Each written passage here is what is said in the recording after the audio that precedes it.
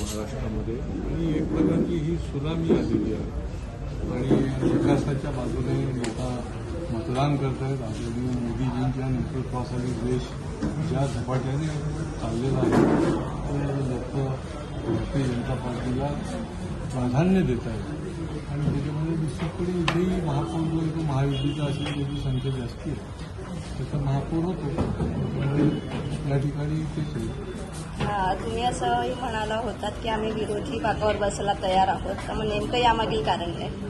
नाही, असं आहे ना की शेवटी विरोधी पक्षाचं काम किंवा अंकुश ठेवण्याचं काम देखील कोणी ना कोणी लोकशाहीमध्ये करावं लागतं आणि त्याच्यामुळे जर सन्मानपूर्वक आमचं काही वाटप नाही झालं सत्तेमध्ये तर अशी काही आम्हाला आग्रही आमची काही भावना नाही आहे की सत्तेतच बसलं पाहिजे.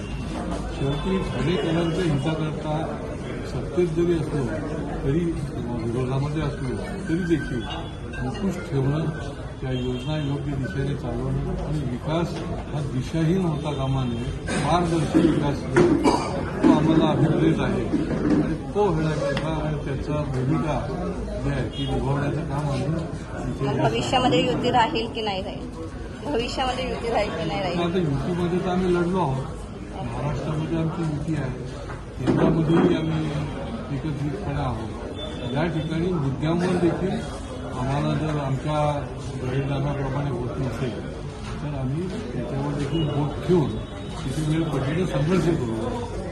जसं का तुम्ही म्हणालात की वेळ पडले तर संघर्ष करू. जर महापौर नाही मिळाला तर उपमहापौर पदासाठी काय दावा? आम्ही कुठलीही काही पदासाठी बसणार नाही.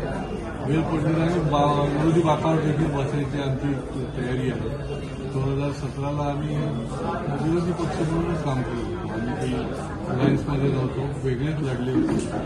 त्याच्यामुळे मेन फोकस जो आहे तो ठाणेकरांच्या हित, ठाणेकरांचा हॅपीनेस इंडेक्स जो आहे तो कसा वाढेल आणि चौफेर कशा पद्धतीने विकास होईल पारदर्शकपणे त्याच्यामध्ये आमचा जास्ती फोकस असतो.